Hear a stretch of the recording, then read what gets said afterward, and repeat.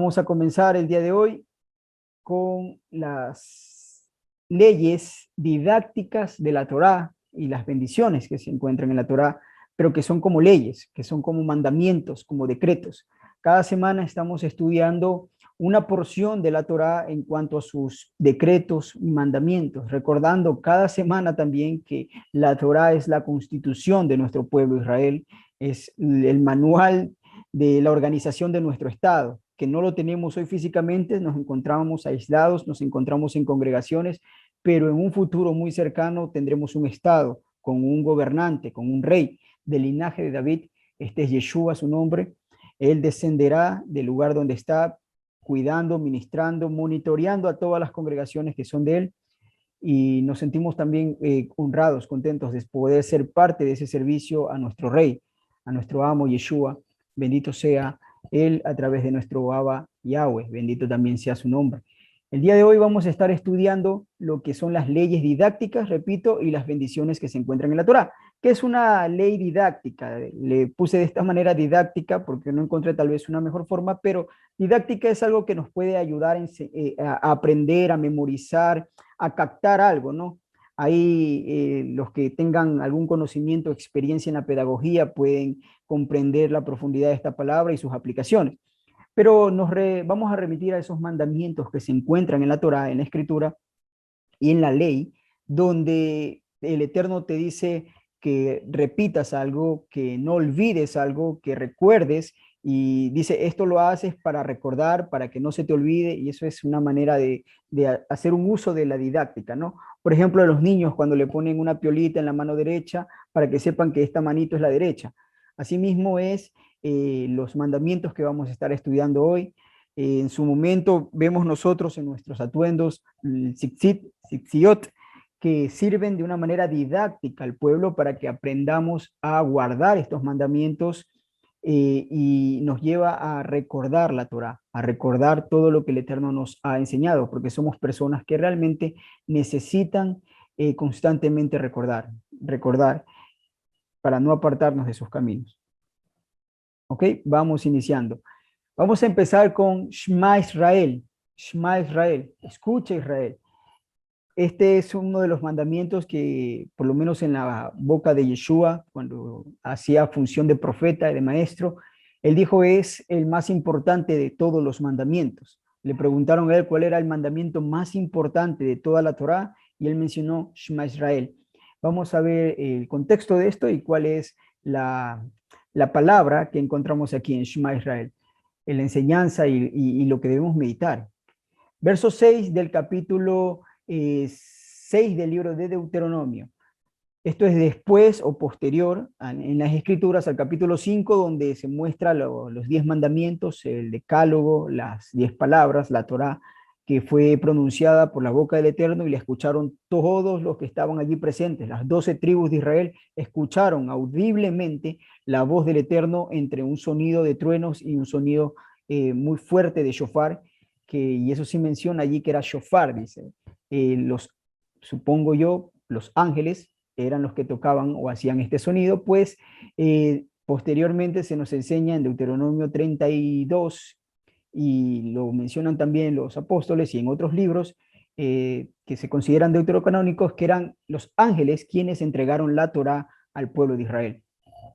El verso 6 dice esto: estos pues son los mandamientos y estatutos y decretos que Yahweh, vuestro Elohim, mandó que os enseñase, para que los pongáis por obra. Está hablando Moshe. Él mandó esto, es un ordenamiento de él, para que yo les enseñe, dice Moisés, y ustedes lo pongan por obra, o sea, puedan practicar estos mandamientos en la tierra en la cual pasan ustedes para tomarlo. Es importante que sepamos que la Torá, para guardarla perfectamente tal como fue dada, es en la tierra de Israel.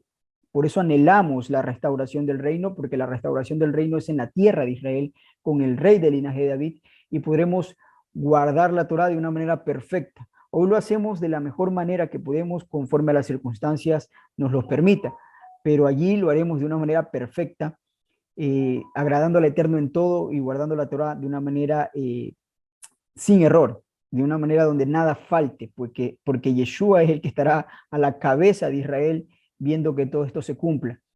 Verso 7, no sé por qué tengo los números equivocados, tengo que revisar eso. Pero luego dice, pero para que temas a Yahweh tu Elohim, guardando todos sus estatutos y sus mandamientos que yo te mando, tú, tu hijo y el hijo de tu hijo, todos los días de tu vida, para que tus días sean prolongados. El verso 6 no era el verso 1 que estaba allí al inicio, y ahí vamos 2 y 3, porque el 6 es donde habla de Shema. Es un error que tuve ahí al tipear. Repito, miren, el verso 2 inicia diciendo para que teman a Yahweh tu Elohim. Esa es la razón por la que da los mandamientos y busca que el pueblo encuentre esa reverencia ante el Creador. Y vamos a ver más adelante que Él da un mandamiento en el cual la Torá debe ser leída cada 7 años en la fiesta de Sukkot. Y el propósito primario es para que el pueblo aprenda a temer a Yahweh su Elohim. Cuando usted lee la Escritura, y es aconsejable que hoy que la tenemos disponible, usted pueda leer las hazañas del Eterno, va a entrar indudablemente un temor al corazón del hombre. Viendo las hazañas, los testimonios, como dice, los testimonios de Yahweh son rectos, son justos, que convierten el alma. Vamos a darnos cuenta que realmente escuchar las proezas que el Eterno hizo con su pueblo no solo nos llena de muná, de confianza en el Eterno, sino que también nos lleva a tener una reverencia y un temor con solemnidad a nuestro Abba, a nuestro Elohim. Verso 3 dice, oye pues, oh Israel, y cuida de ponerlos por obra para que te vaya bien en la tierra que fluye leche y miel y os multipliquéis como te ha dicho Yahweh, tu Elohim, Elohim de tus padres, ¿no? Es cuídalos y ponlos por obra. Y luego después de decir estos, vemos que habla del Shema Israel. Dice el verso 4, Shema Israel, Yahweh Eloheinu, Yahweh uno es, Yahweh Eloheinu significa Yahweh nuestro Elohim, ¿no? Oye Israel, Yahweh nuestro Elohim, Yahweh uno es. Amarás a Yahweh tu Elohim de todo tu corazón, de toda tu alma y con todas tus fuerzas, de todos tus recursos. Y estas palabras que yo te mando hoy estarán sobre tu corazón y las repetirás a tus hijos y hablarás de ellas estando en tu casa, andando por el camino, al acostarte y cuando te levantes. Las atarás como una señal en tu mano y estarán como frontales entre tus ojos. Las escribirás en los postes de tu casa y en tus puertas. Y aquí vemos estos mandamientos recordatorios también. El Shema Israel es como el código del pueblo de Israel. Es algo que todo israelita debe conocer, debe practicar. No solamente es una recitación, no es una vana recitación, vana palabrería, no es algo que debo solamente saberlo de memoria, es algo que se debe practicar. La idea pedagógica, didáctica de repetir esto todo el tiempo, al entrar y al salir, es que tú hagas conciencia de lo que estás repitiendo, de lo que estás escuchando al pronunciar estas palabras, y ese temor reverente al Eterno sea recordado en todo tiempo, al entrar de tu casa a tu casa, al salir de tu casa, cuando estás con tu familia, estando en el camino, estando comiendo con tus hijos, y esa es la idea primordial, por eso dice ponerla en los postes de su casa. Algo que es importante recalcar es que, como vemos en la imagen, no se trata de liturgia, no se trata de una indumentaria religiosa, la cual hoy el judaísmo exhibe como la realización de este mandamiento. No, o sea, no es que debo tomar literalmente y ponerla sobre mi frente, como dice allí. Vamos a ver más adelante otros versos donde repiten lo mismo, y no está hablando del hecho de tomarlo literal, ni atarlo entre mis manos, como ellos le llaman este tefilot, y amarrarlo a mis manos y creer que ya estamos cumpliendo con el mandamiento. Ese no es la idea, ese no es el propósito. Un pequeño aporte, Adelante, hermano. Manuel. Shalom, muy buenos días, buenas noches, hermanos. Lo que estamos viendo aquí, valga la oportunidad para hacerles caer en cuenta algo que yo personalmente creo y entiendo. Yo respeto mucho porque temas apocalípticos, la verdad es que es muy difícil ponerse de acuerdo, ¿no? A menos que se sepa la Torah bien y podemos coincidir en muchas cosas. Uno de las piezas claves del cristianismo es hablar de la marca de la bestia. Dice que la marca de la bestia es poner la ley poner un sello en la frente y en la mano, en la diestra, ¿no? Bueno, esta foto está invertida porque es en la mano derecha que se usa también el aparatito ese que con el cuero kosher y las cajitas. Ya. Y Yeshua cuando dice que no te dejes poner una marca en la mente, en la frente y en la diestra, es esto. No exactamente esto que está haciendo el judío, sino está diciendo, no hagas lo que ellos te van a hacer que pienses, ni hagas lo que ellos te van a decir que hagas. Son una serie la marca de la bestia no es solamente la solución inoculable esa que están poniendo, sino una serie de dispositivos que nos van a hacer que nosotros pensemos como ellos quieren y hacer las obras que ellos demandan. Entonces, con estas palabras del Eterno en el Shema, nosotros tranquilamente podemos establecer un paralelismo con la marca, a lo que se refería Yeshua cuando le hizo la revelación a Juan, que va a tener ponerse marcas que vienen a ser cuestiones que hace 2000 años no puede explicar tecnología Yeshua, nosotros hoy día ya tenemos claro este tema de que es con tecnología que nos van a cambiar el ADN y nos van a poner pensamientos que son en beneficio del sistema, en beneficio de la comunidad, de lo que mundialmente nos están programando. Por eso es que hicimos una enseñanza este fin de semana que era de la Agenda 2030. Nos están preparando desde ya para entrar en esto. Adelante, Manuel, gracias. Claro, o sea, la idea del Eterno cuando habla de en tu mano o en frontales entre tus ojos, no está hablando como vemos en la imagen literal, está hablando de un servicio, o sea, como cuando estemos recordando, aceptando lo que el Eterno tiene para nosotros, o sea, aceptándolo como el único soberano sobre nuestras vidas. O sea, es un paralelismo muy, muy cierto con lo que vemos en Apocalipsis, ¿no? Entonces, la idea que repetimos, la idea no es esta liturgia que se está presentando y que eso es lo que el Eterno está buscando, no, o sea, cuando alguien busca este verso 9 que es de ponerlo en las postes de tu casa, no es tener una cajita cerrada con una imagen de una letra Shem y Shim y esperar que cuando entramos o cuando salimos coger eso y besarlo, esa no es la idea del cumplimiento de este mandamiento. Es ponerlo de una manera que sea visible, que tú lo puedas leer, que lo pongas en tus puertas, en tus postes, y cuando tú pases por allí te tengas con la solemnidad y reverencia a leerlo, a reflexionar en lo que está escrito. Cuando sales de tu casa a trabajar, cuando entras de tu casa, o sea, es la idea completa de la reflexión, más no de una vana repetición. Eso es lo que se propone en este mandamiento y todos lo entendían. Vamos a ver versos donde esto se repite, es esa idea de recordarlo, de tenerlo presente siempre, ¿no? En el verso 4 habla de que el Eterno es uno, y eso es lógico, no podría ser dos, no puede ser tres, porque si fuera dos significa que es de alguna manera finito, porque en un lugar empieza uno y en el otro lugar termina uno y empieza el otro, o en 13 también es un disparate. Esta idea es único, es uno nada más. El verso 5 muestra del carácter que debemos tener o el pensamiento al cual debemos nosotros concluir y llegar cada salida y cada entrada de nuestro hogar con todo nuestro corazón, amarlo, con toda nuestra mente y con todos nuestros recursos. Esa es la fuerza, con todos los recursos, con todo lo que tenemos. Y eso de recursos no solamente es algo económico, sino también el tiempo que disponemos para el servicio a Él. El verso 6 dice que estas palabras que Él nos manda, dice Moisés, que yo te mando hoy, estarán sobre tu corazón y debe ser repetida. ¿A quién? A sus hijos. Los hijos, los primeros maestros y realmente los únicos maestros en la Torá, eh, así certificados o declarados o puestos allí para los niños son sus padres.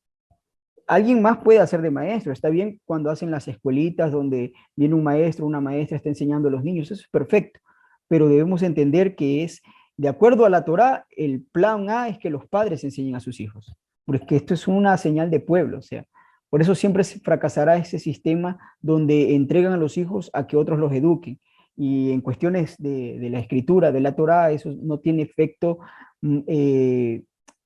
digamos, por las vías legales de la Torá, a quien podría aprender, obviamente, tendrá una atención a la enseñanza de un maestro alterno, por supuesto, que eso va a edificar, claro que sí, pero no va a ser el mismo impacto que verlo y escucharlo de sus padres en el hogar, porque será una realidad en la enseñanza y otra realidad en el hogar. Y es en el hogar donde debemos demostrar que nuestra esposa, nuestros hijos, vean que somos hombres, mujeres de Torá, que guardamos la Torá y se respete y hacemos respetar la Torá. Son los padres quienes deben enseñarle y no solamente, les repito, es recitar este verso, sino meditarlo y ponerlo en práctica, que es como lo acabábamos de leer.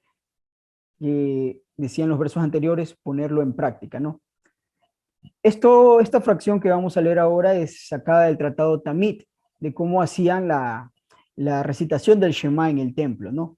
En la Mishnah, en el tratado Tamit, en el capítulo 5, verso 1, si es que se dice verso, pero parte 1, dice lo siguiente: después de que los sacerdotes terminaban de colocar las partes de la ofrenda diaria en la rampa, ¿recuerdan que había un sacrificio que se hacía en la mañana y en la tarde? En la mañana era un cordero, en la tarde también, pero en la mañana el cordero era partido por partes y era entregado a los sacerdotes y subían con esas partes a la rampa. Él dice, cuando terminan de subir a la rampa, que es el altar, y de poner las partes en el fuego, y se iniciaba el cántico, la alabanza, después de esto dice, fueron a la cámara de piedra tallada para recitar el Shema. Realmente la cámara de piedra tallada, que es la que vemos nosotros en la imagen, de acuerdo a la descripción de la Mishnah mismo, se encontraba de este lado, en el lado sur, que es la que está encerrada en un círculo y la vemos un poquito más grande en la imagen con el Cohen Hagadol, era donde se reunían para hacer el sorteo. No es que en la cámara recitaban en sí el Shema, no, entraban allí para hacer el sorteo de quién iba a hacer las siguientes bendiciones y quién era el designado para recitar estas palabras, ¿no? Y vemos que dice, el sacerdote designado que supervisaba la lotería en el templo, dijo a los sacerdotes, reciten una sola bendición de las bendiciones que acompañaban al Shema. Dice, y los miembros de la guardia sacerdotal recitaron una bendición y luego recitaron los 10 mandamientos. Eran por el sorteo, cada cual le tocaba esto, ¿no? Otros recitaban los 10 mandamientos y luego el Shema. El Shema que se encuentra en Deuteronomio 6, Deuteronomio 6 del 4 al 9, como lo acabamos de leer, no era lo único que se recitaba.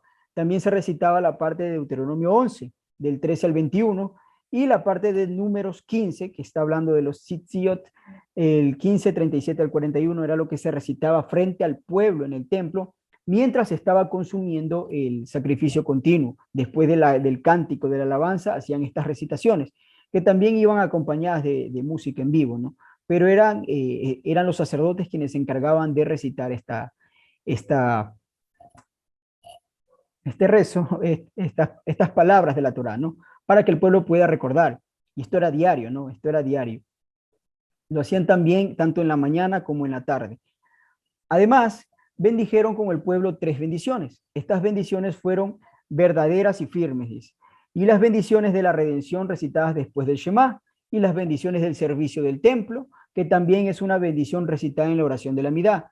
Esta oración de la Amidá realmente es, Amidá significa de pie, ¿no? Es un compendio de 19 oraciones, pero le llaman 18, porque en el inicio eran 18 oraciones. Cuando se recitaban en el templo, eran un conjunto de múltiples oraciones, pero después de la caída del templo, podríamos decir, los escribas y los sacerdotes recopilaron estas 18 bendiciones y las hacían en las sinagogas, pero aumentaron una más, aunque siempre quedó con el nombre de 18, pero aumentaron una más, 19, en la cual estas bendiciones pedían una maldición, que caiga una maldición sobre los herejes. ¿Quiénes consideraban ellos que eran los herejes? Los creyentes en Yeshua. Por lo tanto, los creyentes en Yeshua dejaron de asistir a las sinagogas, dejaron de asistir porque era pronunciar una maldición sobre ellos mismos. Entonces dejaron de asistir a las sinagogas y empezaron a reunirse en las casas. Pero estas oraciones de la Amidá, unas cuantas fueron recopiladas de las bendiciones que se hacían en el templo y obviamente fueron modificadas a través del tiempo porque ya no estaba el templo, tuvieron que modificarlas. Pero es más o menos lo que nosotros vemos para que entendamos qué es esta parte de la Amidá, ¿no? Las oraciones, que ahí sí se puede encontrar, hasta el día de hoy usted busca estas oraciones y va a encontrar la oración por la redención, que habla de la venida del Mesías, una muy similar a lo que dijo perdón, a lo que dijo Zacarías, el padre de Yohanan, cuando estaba presentando el incienso, que se hacían también unas oraciones mientras se presentaba el incienso. Por eso cuando el ángel se presenta a él le dice, tu oración ha sido escuchada. Y no es que él estaba pidiendo por un hijo, eso ya lo había dejado de pedir, él estaba pidiendo por la venida del Mesías. Y vemos que él en el capítulo 1, al final del libro de Lucas, hace una memoria de esta bendición, donde habla de la redención, de pedir que venga un poderoso Salvador de la casa de David, ¿no? Y vemos que también habían bendiciones por el servicio del templo. Como les digo, estas a través del tiempo fueron modificadas porque obviamente no está el templo. Entonces, no se puede hacer una bendición por servir en el templo, un sacerdote, porque no hay templo, ¿no? Entonces, continuamos. Dice, y la bendición sacerdotal, que también la vamos a estudiar más adelante, dice, recitada en forma de oración, sin el levantamiento de las manos que suele acompañar a esta bendición. Y en el Shabbat, cuando la nueva guardia sacerdotal comenzaba su servicio, los sacerdotes agregarían una bendición recitada por la guardia sacerdotal saliente, los que iban saliendo. Recuerden que cada semana, cada Shabbat, entraba un grupo nuevo de sacerdotes, se turnaban, tenían ya los turnos establecidos y cada cual sabía qué día de la semana, qué semana del año, perdón, ellos podían entrar a servir. Y cada Shabbat entraba una guardia y salía la otra, y en cada Shabbat hacían ellos esta recitación o una bendición por la guardia que había salido, que estaba saliendo, que estaba sirviendo, había servido, ¿no? Dice, para que Una la... de las, Adelante, hermano. perdón, sí, voy a ir dando unos pequeños tips porque en medida que vas avanzando, porque si no se pasa el tema, ¿no? Por Claro. ejemplo, con esto que estás leyendo del Tratado de Tamid, y como narra Flavio Josefo en Antigüedades Judías, nosotros debemos caer en cuenta de que la Misna es una compilación de hechos históricos y tradiciones del templo, del Shabbat, de las fiestas, especialmente del primer siglo, ¿ya? Donde están los tanaítas, se llaman tanaítas y les llaman los pares, porque son rabinos que tenían mucho peso y les llamaban los pares porque siempre habían de dos en dos, como Casa Shammai, Casa Gilel, y habían gente muy importante dentro de la clase farisaica, que fueron los que realmente conformaban estos grupos y que dejaron por escrito eso, porque los saduceos no dejaron nada escrito, ellos solo comían y bebían. Y cuando desaparecieron, cuando cayó el templo, se desaparecieron los fariseos. Los que se van con el Sanedrín a Jamnia en el año, luego de la caída del templo, ellos son solo fariseos, de la casa de Shammai y la casa de Gilel, siempre gobernó la casa de Gilel. Bueno, para no alargar, miren, hermanos, si alguna vez a ustedes les dicen, no, es que el pueblo tiene que guardar el calendario de Enoch, o el calendario que guardaban los diseños, o el calendario, el Shabbat lunar, o sea, bendecir otro grupo de personas y personas que a veces le quieren confundir, así como la teoría de las tierras planas, ¿no? Con 9 verdades de 10, con nueve verdades de 10, ¿no? Entonces, ustedes deben saber que Yeshua celebraba cada 7 días. Aquí estoy viendo que ellos en el cambio de guardia, queda por escrito del primer siglo, que cada 7 días en el cambio de la guardia de las 52 veces en el año que se hacía estos cambios de guardia, estaban 24 familias, o sea, no hay a dónde escapar. Yeshua guardaba el Shabbat de 7 días, como a cualquiera nos puede parecer algo lógico, ¿no? Pero realmente esto hace 5 años para atrás, cuando iniciamos en este camino, yo cuando entré hace 12 años más o menos de este camino, era una cosa que nos movía el piso, no sabíamos si estábamos errados de guardando el Shabbat. Entonces, cuando ustedes miran estos testimonios históricos de la Misná y de antigüedades judías, ustedes ven que jamás se nombra ni calendarios de Enoch, ni Shabbat de 8 y 9 días que se celebraría en el caso de celebrar un calendario lunar. Ya, tal vez alguien se confunda con esto, pero bueno, cuando escuchen por ahí calendario lunar, ustedes ya se acuerdan de que en la historia dice cada 7 días y en las escrituras también. El maná caía había que recoger el sexto día doble porción para el séptimo. Bueno, adelante Manuel. Gracias. Claro, claro, el mandamiento es impecable, clarísimo, pues dice, 6 días trabajarás y el séptimo descansarás, o sea, no hay a dónde ir, no hay tal cosa que tuviera lugar de un Shabbat que queda cada 9 días o saltando los días, variando. Correcto. Vamos a continuar. Vemos aquí otro mandamiento donde nos habla acerca de algo relacionado con la fiesta de Pesach, pero sin embargo usa el mismo lenguaje que utilizó en el Shema. Miren, dice en Éxodo 13, verso 7, pero los 7 días se comerá panes sin levadura, y no se verá contigo nada leudado ni levadura en todo tu territorio. Y lo contarás en aquel día, perdón, y lo contarás sí, en aquel día a tu hijo, diciendo, se hace esto, o le contarás, sería, a tu hijo diciendo, se hace esto con motivo de lo que Yahweh hizo conmigo cuando me sacó de Egipto. O sea, hablando a sus hijos, tienes que recordarle, enseñarle a sus hijos. Una vez más, vemos este patrón. Verso 9 dice, y te será como una señal sobre tu mano. Esa palabra como es un símil, no es algo literal. Una señal como una señal en tu mano y como un memorial delante de tus ojos, para que la ley de Yahweh esté en tu boca. Ese es el propósito. Por cuanto con mano fuerte te sacó Yahweh de Egipto, por tanto tú guardarás este rito en su tiempo, de año en año. Está hablando aquí del tiempo de Pesach, de cómo se enseña al pueblo, a sus hijos, perdón, en sus hogares, reunidos en el Pesach, y enseñarles por qué estamos haciendo lo que hacemos. Y él les dice, porque fuimos sacados de Egipto.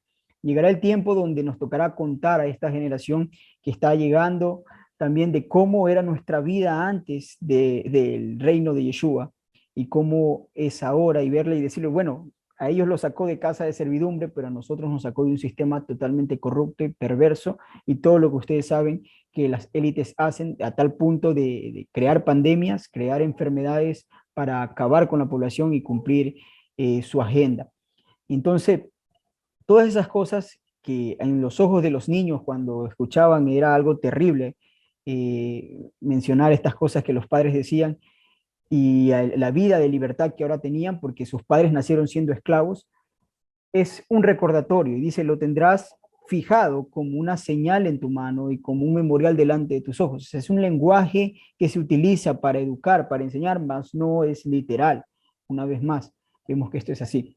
En Éxodo 13 mismo dice el verso 14 más adelante, y cuando mañana te pregunte tu hijo diciendo, ¿qué es esto? Hablando de los primogénitos, le dirás, Yahweh nos sacó con mano fuerte de Egipto, de casa de servidumbre, y endureciéndose Faraón para no dejarnos ir, Yahweh hizo morir en la tierra de Egipto a todo primogénito, desde el primogénito humano hasta el primogénito de la bestia. Y por esta causa yo sacrifico para Yahweh todo primogénito macho y redimo al primogénito de mis hijos. O sea, redimo es que doy un pago al sacerdote por el primogénito de los varones, de los hijos. Te será pues como señal sobre tu mano y por un memorial delante de tus ojos, por cuanto Yahweh nos sacó de Egipto con mano fuerte. ¿Se dan cuenta? Esta parte de señal en tu mano y como memorial delante de tus ojos es una, no sé si decir un hebraísmo, pero sí es una figura retórica, es una figura retórica para dar un entendimiento de que debe ser entendido, debe ser reflexionado y enseñado a las nuevas generaciones.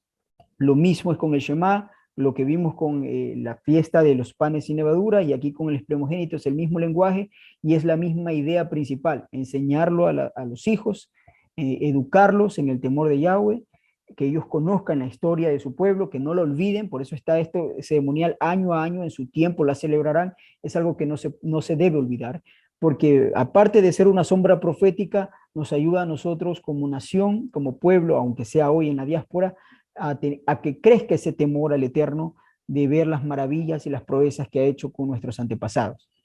Ahora vamos al capítulo 15, verso 37 del libro de Números, el uso del tzitzit o tzitziot. que también es con el mismo propósito de recordar. Todos estos mandamientos, recuerden que lo llamamos leyes didácticas porque te sirven para recordar, para que recordemos quién es nuestro Elohim y lo que ha hecho por nosotros, y que no olvidemos que tenemos un pacto y que debemos guardar los mandamientos. Verso 37 dice, y Yahweh habló a Moshe diciendo, habla a los hijos de Israel y diles que se hagan franjas en los bordes de sus vestidos por sus generaciones, y lo pongan en cada franja de los bordes un cordón azul. Y os servirá de franja para que cuando lo veáis os acordéis de todos los mandamientos de Yahweh para ponerlos por obra.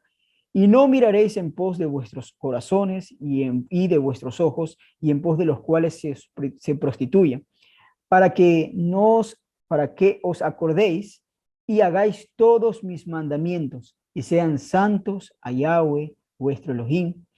Yo, Yahweh, vuestro Elohim, que os saqué de la tierra de Egipto para ser vuestro Elohim, y repite una vez más, yo, Yahweh, vuestro Elohim. O sea, es un sello que el Eterno pone su firma, por decirlo así, en este mandamiento, que hoy en día también podemos guardarlo. Todos los que estamos viendo estos mandamientos son aplicables aunque estemos en la diáspora. En nuestros vestidos, usar una señal que es distintiva entre los demás pueblos, que el Eterno busca darle honor al pueblo de Israel a través de esta marca, pero la principal razón para que esto sea puesto en las ropas del pueblo es para recordar que tienen un pacto, para que lo vean y recuerden todos los mandamientos de Yahweh. O sea, no es para que yo lo vea y recuerde absolutamente punto por punto cada mandamiento, sino que tengo pacto y tengo que cumplir con estos mandamientos. Es algo que está puesto en el pueblo de una manera muy práctica, de una manera muy útil y fácil y de conseguir, que todos en el pueblo podían conseguirlo.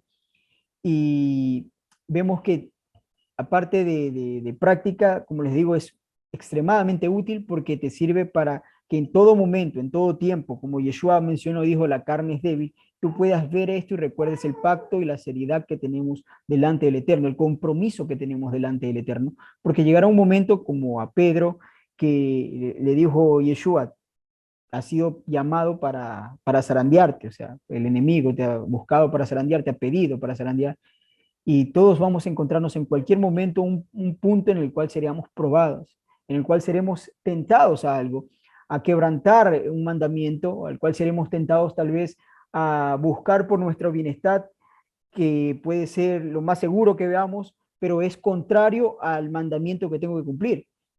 Tal vez en una necesidad que no sabemos qué será mañana, pero ahí es donde tenemos que tener la emuná, la confianza real de que el Eterno dará su provisión. No tengo necesidad de trabajar en Shabbat, si puedo evitarlo, lo evito, pues no importa, sé que cumpliendo sus mandamientos el Eterno cumplirá con su palabra, Yeshua cumplirá con lo que él expresó de la Torá. El salmista dice, no he visto justo desamparado, ni su descendencia que mendigue pan. También vemos que Yeshua dijo, busca primero el reino de Elohim y su justicia, y todo lo demás vendrá por añadidura, será algo añadido al pueblo, ¿no?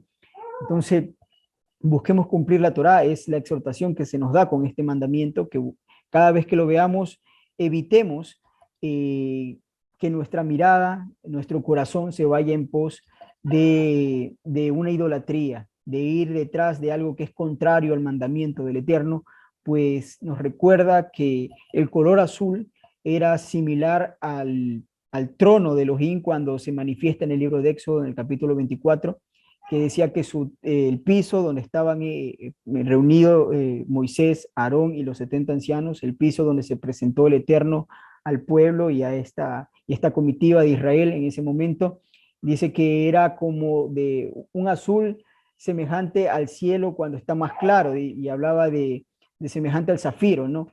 Entonces vemos que este es una señal que a nosotros nos debe llevar dentro de nuestra mente consciente de que el color azul no es solo como un distintivo, sino que es un recordatorio del pacto. Es un recordatorio de que somos un pueblo que se encuentra en pacto, ¿no? Y es el pacto, los mandamientos, el convenio, que no lo tiene ningún otro pueblo. No hay otra nación que tenga pacto con el Eterno si no es Israel. Por eso es que el Eterno no puede bendecir a otra nación si no es Israel. Y no es el Israel que está hoy en el Medio Oriente, sino el Israel que se encuentra hoy en la diáspora. Yeshua, cuando escribe su carta a su pueblo en el libro de Apocalipsis, las cartas.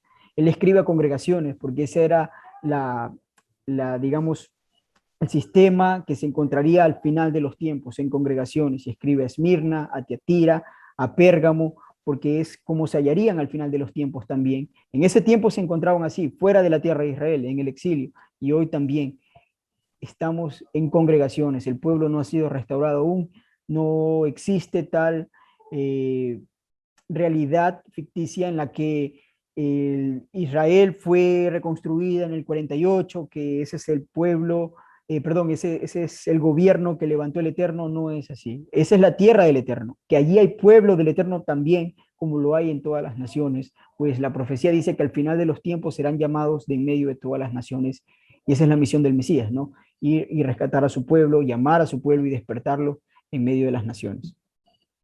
Ok, vamos continuando. Deuteronomio 31, la lectura de la Torá, también es para recordarlo. Veamos, el verso 9 de capítulo 31 de Deuteronomio dice, y escribió Moisés esta ley, es una ley de Moisés, dice, y le dio a los sacerdotes hijos de Leví, quienes eran encargados de llevar la Torá, le entregó a los sacerdotes hijos de Leví que llevaban el arca del pacto de Yahweh y a todos los ancianos de Israel, y les mandó diciendo, al fin de cada 7 años, en el año de la remisión, o año Shemitah, el año en que se perdonaban las deudas, el año en el que se liberaba a los presos por deudas, dice, en ese año de remisión, en la fiesta de los tabernáculos, la fiesta de Sukkot, cuando viniere todo Israel a presentarse delante de Yahweh, tu Elohim, en el lugar que él escogiere, que es Jerusalén, por eso vemos la imagen, allí vemos a Esdras, el sacerdote, leyendo la Torá al pueblo en Jerusalén, leerás esta ley delante de todo Israel a oído de ellos, y harás congregar al pueblo, varones y mujeres, y niños, y tus extranjeros que estuvieran en tus ciudades, para que oigan y aprendan y teman a Yahweh vuestro Elohim, y cuiden de cumplir todas las palabras de esta ley. Ese es el mandamiento. Recuerden que ellos no tenían Biblia, ¿no? No tenían una Biblia donde podían cada tarde, cada noche verificar y recordar los mandamientos. La manera de aprender en aquella época era esto. Cada 7 años, no podían hacerlo cada día. Obviamente cada Shabbat había en los lugares de reunión levitas en cada tribu que eran encargados de enseñar la Torá. Pero este es un mandamiento donde nadie puede faltar, y donde esta es en la fiesta de Sukkot, en la fiesta de los frutos, donde nadie iba a morir de hambre, pues todos podían asistir y iban a comer. Era la fiesta del Eterno, una de las fiestas más alegres que el Eterno tiene en su calendario. Se leía la Torá, y realmente se leía el libro de Deuteronomio, grandes partes del libro de Deuteronomio, no todo el libro del Génesis, sino Deuteronomio, básicamente donde se resume toda la ley o las palabras de Moisés. Verso 13 dice, y los hijos de ellos que no supieron, oigan y aprendan, o sea, los que no vivieron en la época de Moisés, de Josué, oigan y aprendan a temer a Yahweh vuestro Elohim todos los días que vivieres sobre la tierra a donde vais, pasando el Jordán para tomar posesión de ella. Ese es el propósito, ¿no? Para que aprendamos a temer a Yahweh, nuestro Elohim, con lo que él ha hecho. En Deuteronomio 31 también vemos el cántico de Moshe. Este cántico que está escrito, narrado por Moshe, también es un mandamiento de que el pueblo debe recordarlo. Miren, dice en el verso 19, ahora pues, escribíos este cántico y enséñalo a los hijos de Israel. Está diciendo el Eterno a Moshe, escríbelo y enséñalo a los hijos de Israel. Ponlo en la boca de ellos.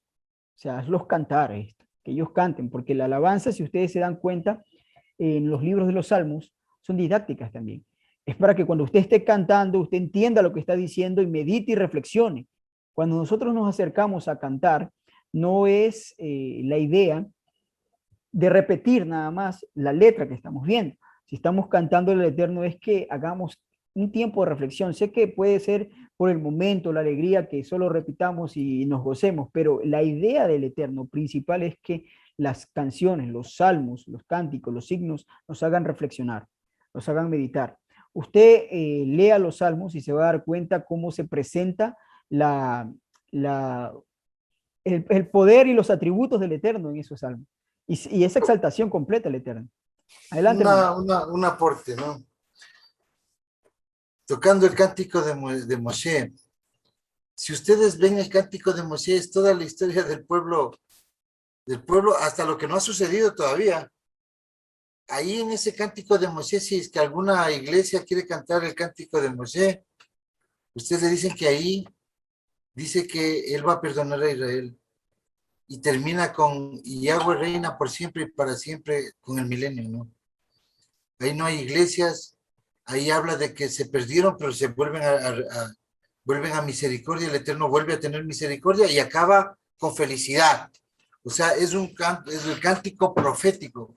Una vez el Eterno, cuando una persona estaba saliendo a este camino, le dijo en un sueño que él no iba a terminar el cántico con ira contra Israel. Y entonces esa persona se fue a leer el cántico de Moshe y entendió que él estaba en una iglesia falsa. O sea, es para entender, ¿no? Y son argumentos para afianzar también nuestra fe. Y no es que un poquito sí hay en la iglesia cristiana, no hay nada. Ahí están nuestros hermanos, pero la iglesia cristiana es perversidad. La iglesia cristiana es Roma, es esclavitud. Adelante, Manuel. Sí, vamos a ver también después de esta diapositiva una fracción de este cántico que menciona lo que nuestro hermano está diciendo y veremos que el Eterno en todo es profecía y está hablando del final de los tiempos, ¿no? Miren, les decía, este cántico es algo que el Eterno designó que sea puesto en la boca del pueblo para que ellos lo canten, para que ellos puedan ser testigos de lo que se está pronunciando, contra de ellos y en pro de ellos al final, ¿no? Dice, para que este cántico me sea por testigo contra los hijos de Israel, pues denuncia que ellos iban a entrar en la tierra y luego se iban a extraviar. Dice, porque yo los introduciré en la tierra que juré a sus padres, la cual fluye leche y miel, y comerán y se saciarán y se engordarán, y se volverán a dioses ajenos, y les servirán y me enojarán e invalidando mi pacto. Y cuando les vinieren muchos males y angustia, entonces este cántico responderá en su cara como testigo, pues será recordado por la boca de sus descendientes, porque yo conozco lo que se proponen de antemano, antes que los introduzca en la tierra que juré darles. O sea, es un cántico para reflexionar y como un testimonio de que el Eterno es fidedigno en lo que ha dicho, en su palabra. Aquí tenemos una porción también de este cántico y es para aquellos que se han preguntado en Hebreos capítulo 1, verso 6, ¿de dónde sale esa palabra? Pues Hebreos dice, y nuevamente cuando introduce el primogénito de la tierra, de las tierras pobladas, dice, y a todos los ángeles de Dios le adoren, dice la Reina Valera, que todos los ángeles le adoren.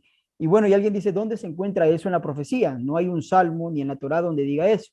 Bueno, en la Reina Valera no lo dice, pero en la Septuaginta de Deuteronomio 32, del Cántico de Moshe, sí menciona esta parte de adórenle los ángeles. Miren cómo va terminando el cántico, cerrando el cántico, dice, alégrate cielos con él. Después de haber denunciado la infidelidad de Israel y el juicio que se llevaría de ellos en medio de las naciones, dice, alégrate cielos con él y todos los ángeles de Elohim le adoren. Regocíjate naciones con su pueblo y que todos los hijos de Elohim se fortalezcan en él, porque él vengará la sangre de sus hijos y se vengará y recompensará a sus enemigos, o sea, le dará su justo pago y recompensará a los que le odian. Y el Señor, dice la Sextaginta, limpiará la tierra de su pueblo, la purificará, la tierra de su pueblo. Y continúa también hablando de la venida del Hijo, del Mesías, pero es importante que entendamos esa parte, de que el cántico de Moshe, bien como mencionaba nuestro hermano, no termina con juicio, no termina con ira sobre Israel, sino que termina con gloria sobre Israel y los ángeles se regocijan en la venida de su Hijo para restaurar su pueblo, para purificar la tierra de su pueblo, ¿no? Entonces eso es importante. Hasta aquí hemos visto nosotros los mandamientos que encontramos en la Torá, donde nos manda a reflexionar, nos manda a recordar, a que no lo olvidemos. Entre eso, también les digo un paréntesis, cada vez que leamos los salmos es con el mismo propósito, es de recordar, de meditar en ellos. Vamos a avanzar en la bendición arónica, específicamente porque es una bendición que está dada como un decreto, como una ley. Es parte de la Torá y debemos leerla.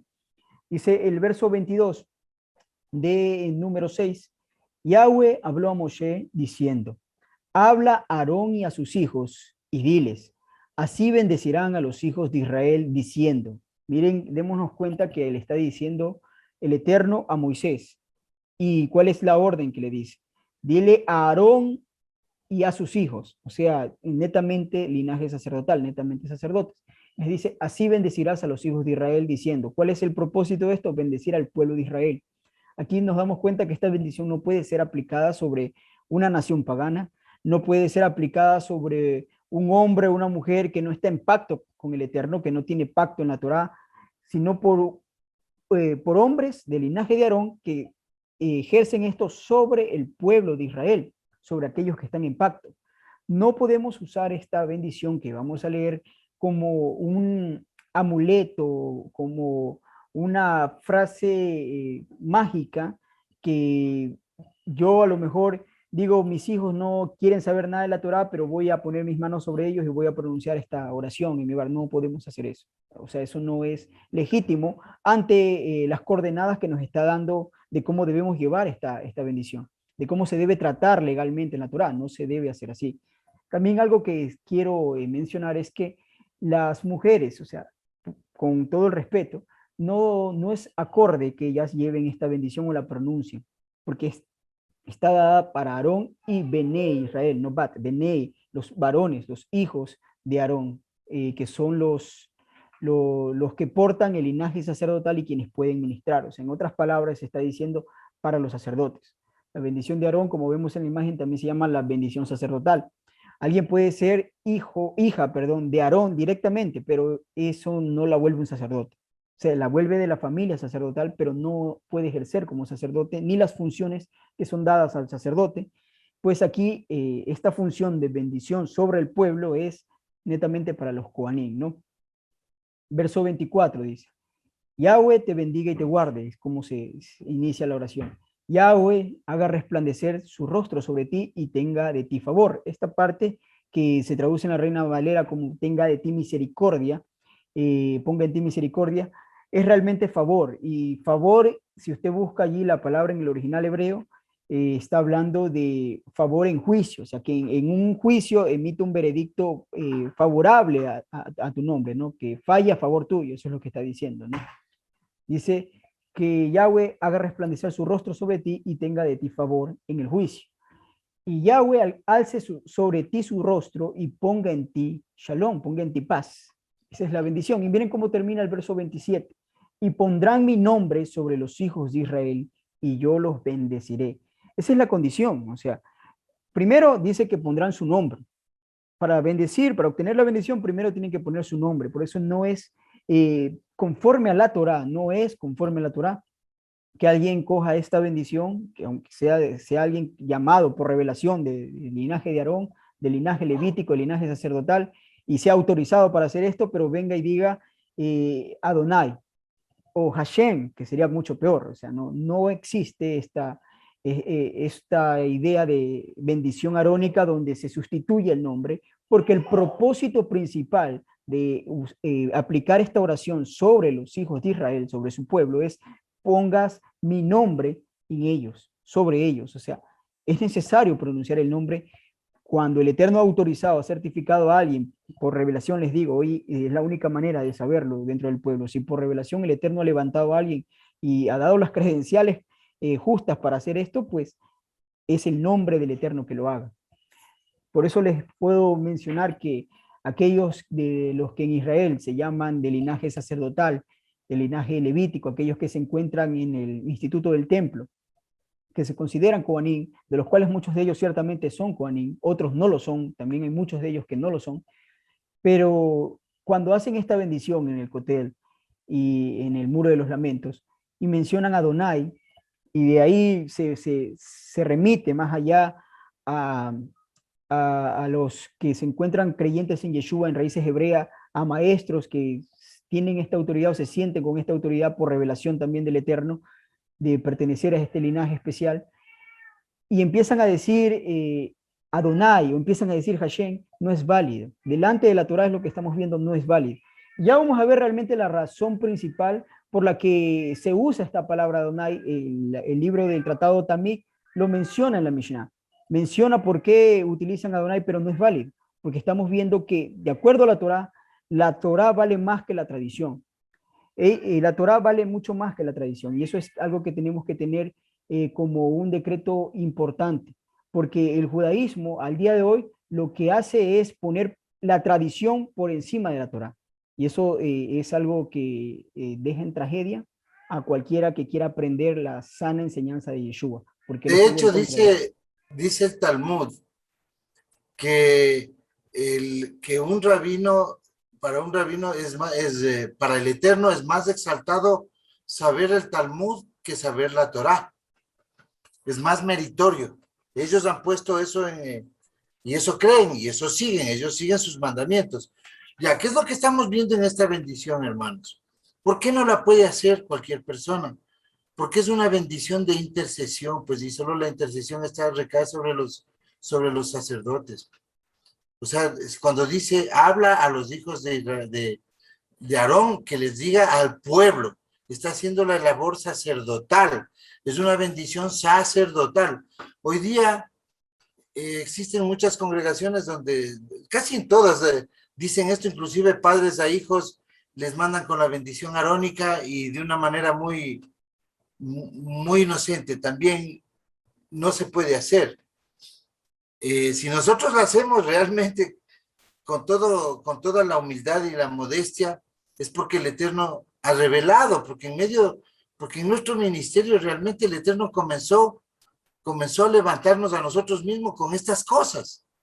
Entonces, si es que alguna persona el Eterno le dice que enseñe la Torah, entonces eso es un cumplimiento bíblico de la orden que se le dio a los levitas. A los levitas, no les dijo a los rabinos que vayan a enseñar la Torah.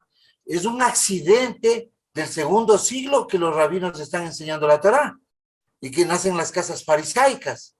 El orden de la Torah para enseñar es el sacerdote, es su función. O cualquiera puede decir, bueno, y ahora no hay sacerdotes. Sí hay, hermanos, sacerdotes.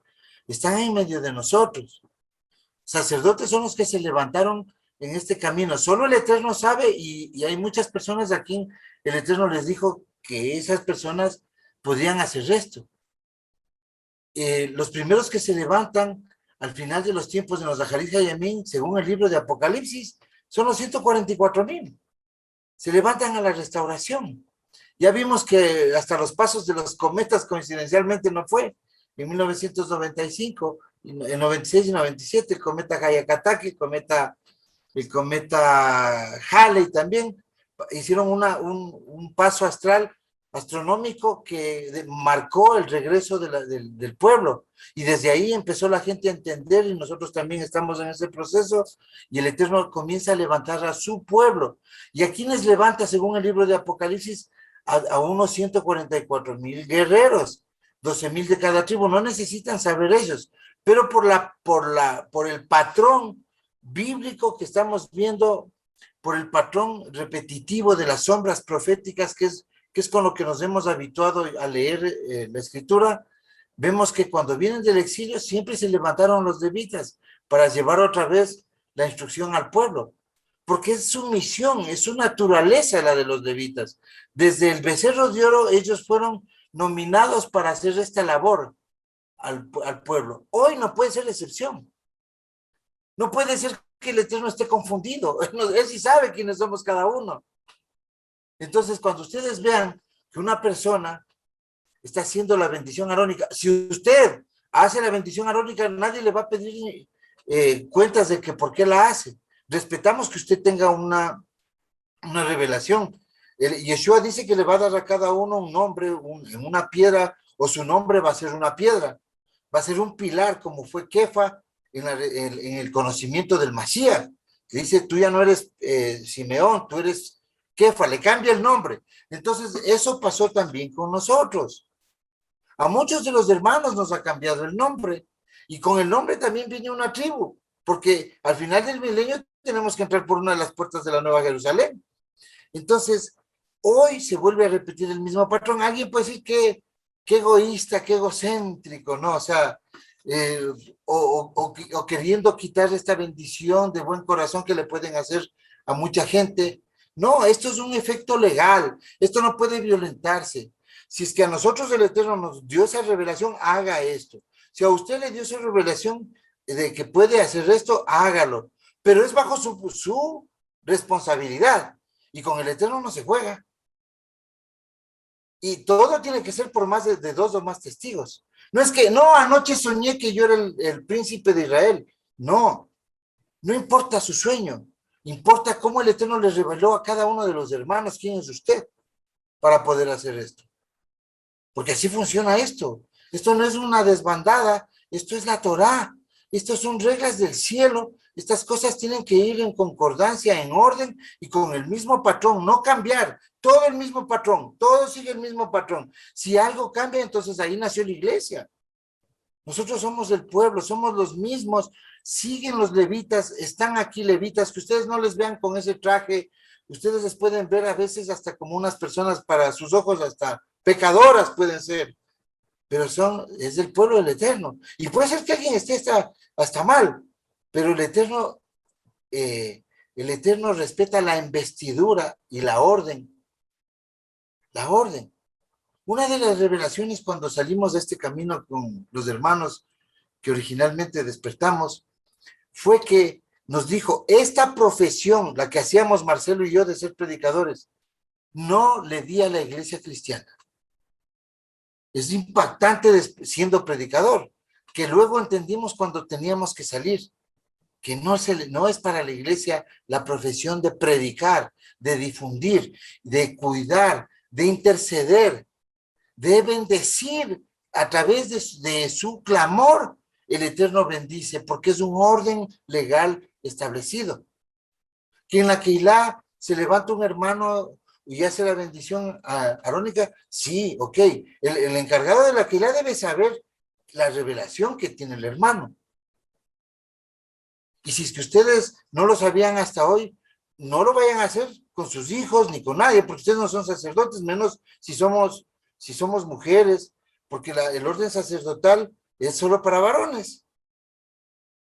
O sea, no quiero que tocar el sentimiento, la susceptibilidad, o de pronto puede doler esto, ¿no? Pero así está establecido.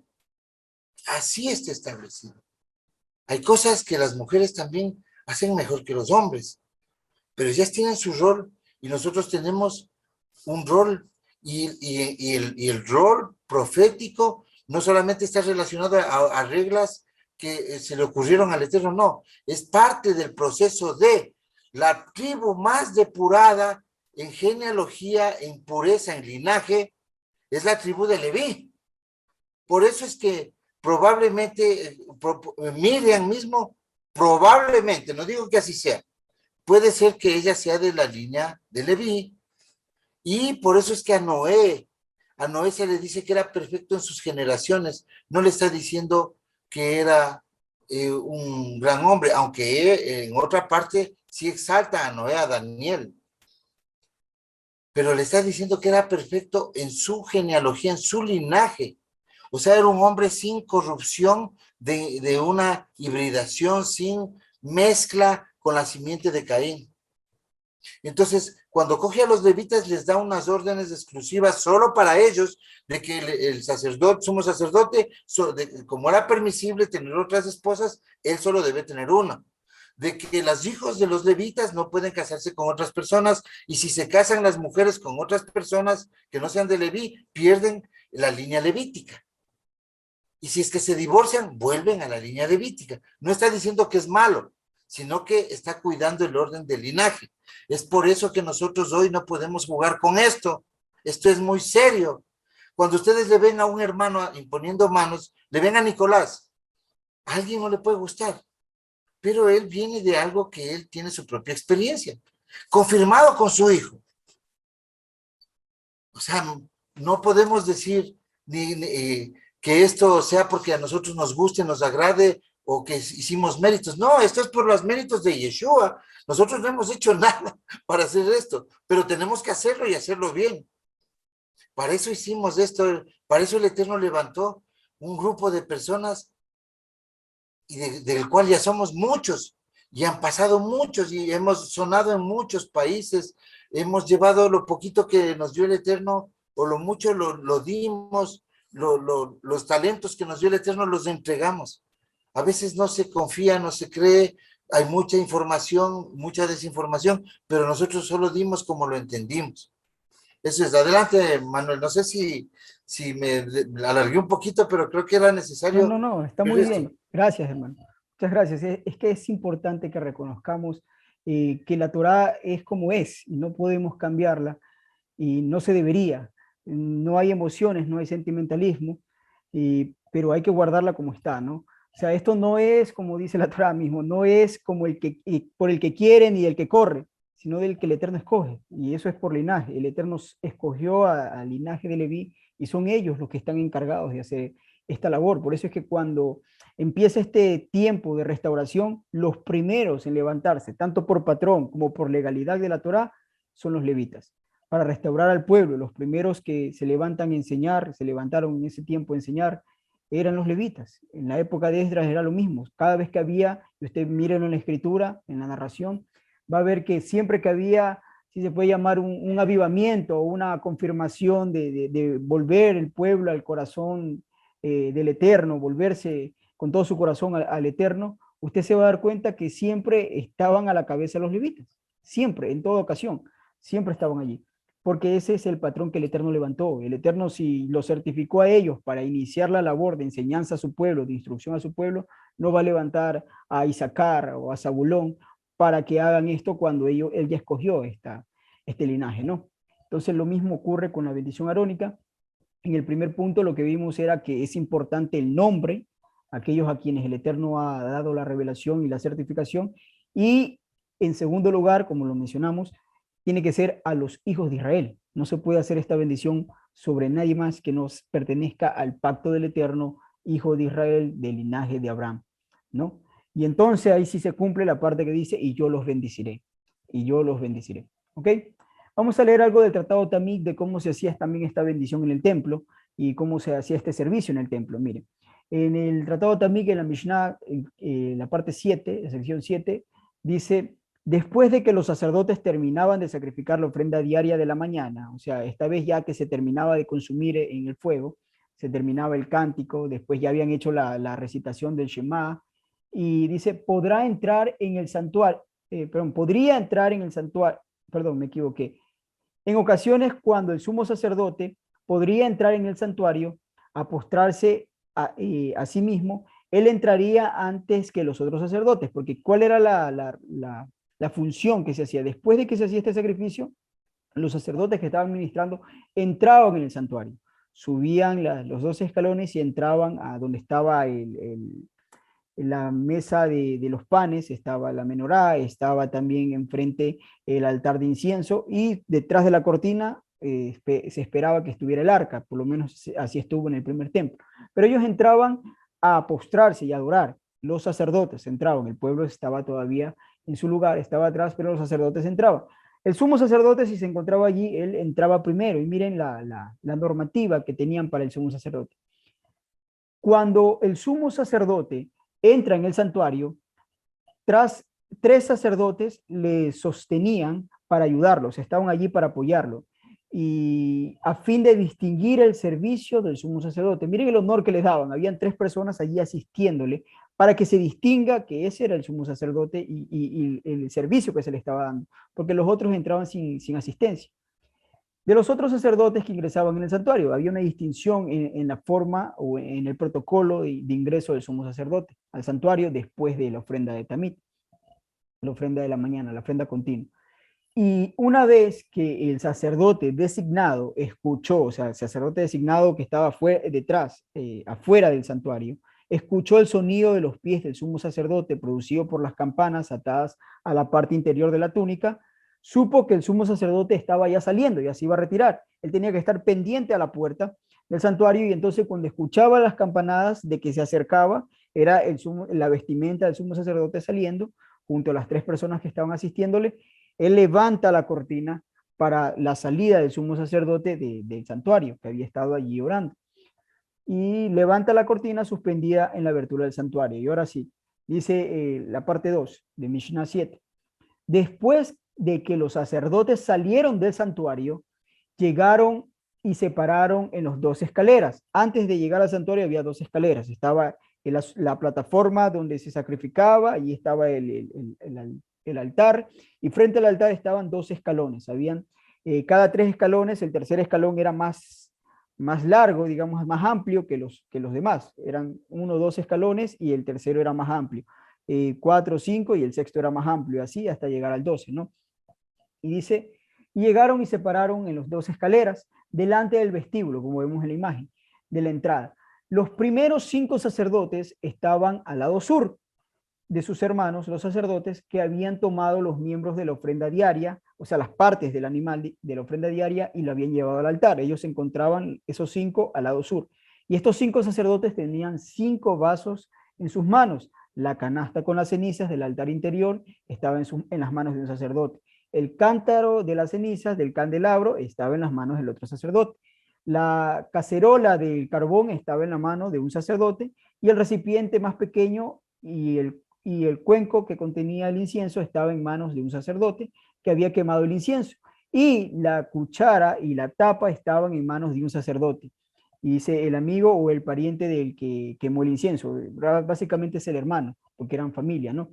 Entonces, como vemos en la imagen, habían 5 sacerdotes sosteniendo los utensilios que habían servido en esa mañana, y detrás estaban los sacerdotes que les correspondía en esa línea patrilineal de haber ingresado esa semana al servicio, ¿no? Esa semana de Shabbat. Estaba también el sumo sacerdote. La bendición arónica se hacía después de todo esto, y vemos que, dice, los sacerdotes colocaron las vasijas en el suelo y luego bendijeron a la gente, recitando la bendición. La bendición, permítame un ratito, que se me subió el gatito. La bendición sacerdotal también se recitaba fuera del templo, y aquí es donde viene la parte en la que ocultan el nombre a la hora de la bendición. Dice, la bendición sacerdotal se presentaba fuera del templo, pero en el templo se recitaba de manera diferente, ya que en el resto del país los sacerdotes la recitaban como 3 bendiciones, o sea, fuera del templo la recitaban como 3 bendiciones, mientras que los oyentes respondían amén después de cada bendición. Pero en el templo lo recitaban como una sola bendición, y los oyentes no es que respondían amén, el pueblo respondía bendiciendo el nombre del Eterno, Baruch Shem Kevod Malhutolio Lambaet, que es bendito eres tú, Yahweh, Eloheinu de Israel, desde la eternidad hasta la eternidad.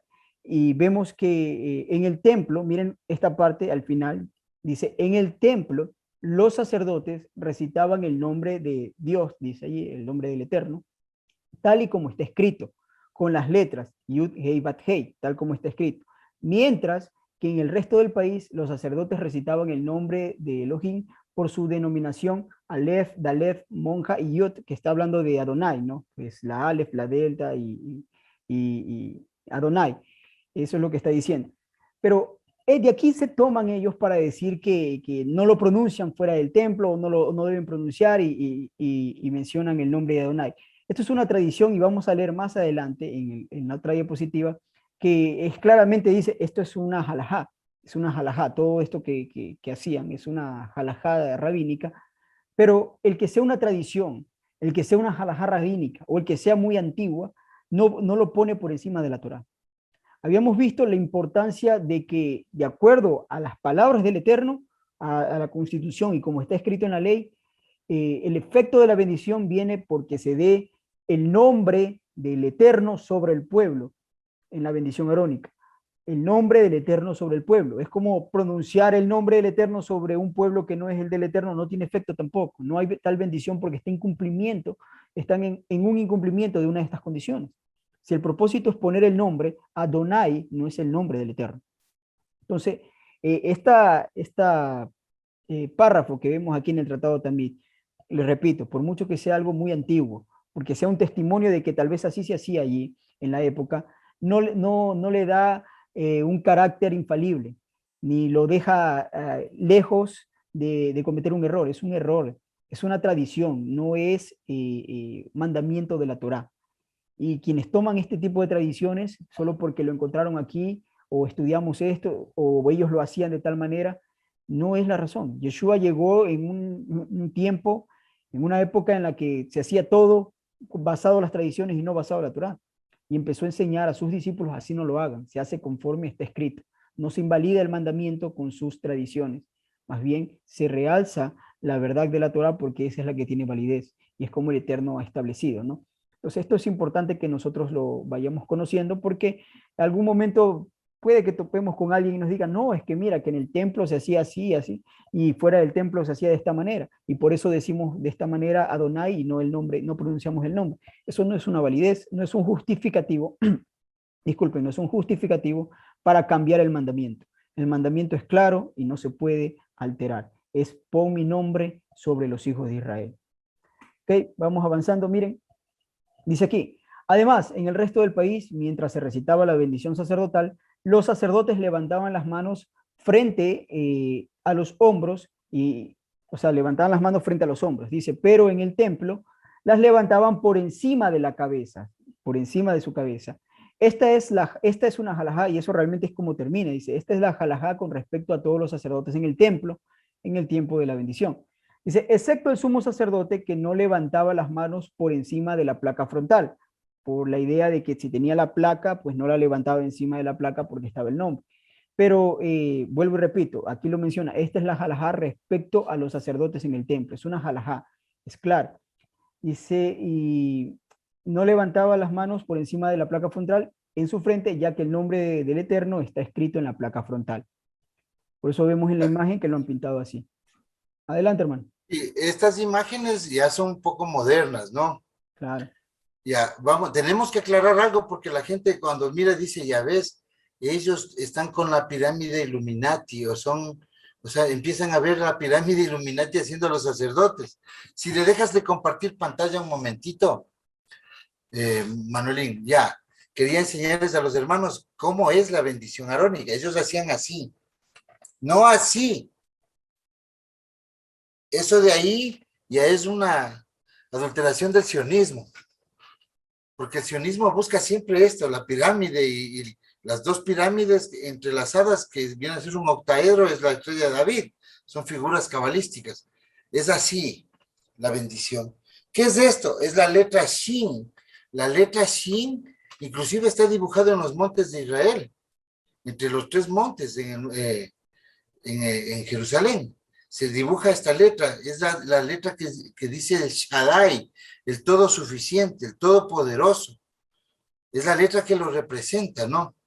La letra Shin. No es, cuando ustedes vean así, no es así la pirámide Illuminati, porque no falta el conspiranoico por ahí que quiere descubrir el agua tibia en pleno siglo XXI, sino es así. Así era como ellos hacían la letra Shin, que es casi, digamos que una W en el trasfondo hebreo.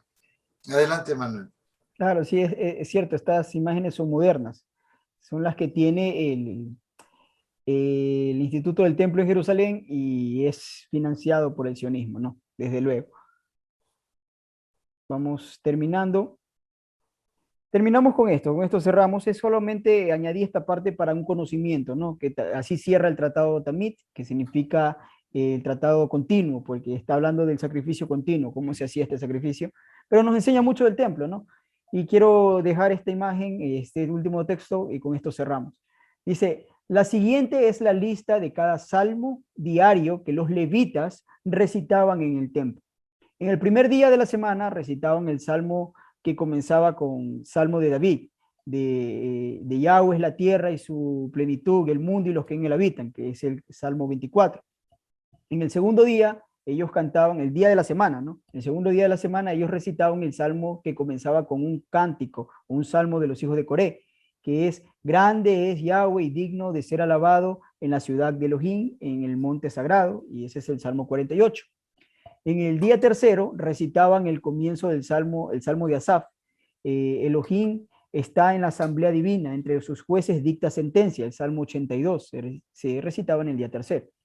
En el día cuarto recitaban el salmo que comienza con, oh Adonai, Yahweh, a quién pertenece la venganza, Elohim a quien pertenece la venganza resplandece, que es el salmo 94. En el quinto día recitaban el salmo que comienza para el líder sobre el Gitín, es un salmo de Asaf también, y canta con alegría a Elohim, nuestra fuerza, aclamad al Elohim de Jacob, que es el Salmo 81. En el sexto día se cantaba el Salmo 93, que dice, el Señor reina, Yahweh reina, dice realmente, Yahweh reina, está vestido de majestad, Yahweh está vestido y ceñido de fortaleza, Salmo 93. Y en el día de Shabbat, ellos recitaban al comienzo de un salmo, el salmo de una canción para el día de Shabbat, ¿no? Como usted puede encontrar esos títulos en sus salmos, en su Biblia, el Salmo 92. Y este se interpreta como el salmo, una canción para el futuro, para el día que será completamente Shabbat, el tiempo de Shabbat milenial, y descanso para la vida eterna. El Salmo 92, en el cual habla de que quien habita en el templo de Yahweh será como los cedros plantados en la casa de Yahweh, en la casa, en los atrios de nuestro Elohim. Y es el salmo que dice que los insensatos no entienden el conocimiento de Yahweh, que es gozo realmente cantarle al Eterno con pandero, con arpa, este es instrumento musical, lira creo que se llama, y le dice cantar a Yahweh en la mañana y en la tarde, es deleite al alma. Entonces ese es el salmo del día de Shabbat, el salmo 92.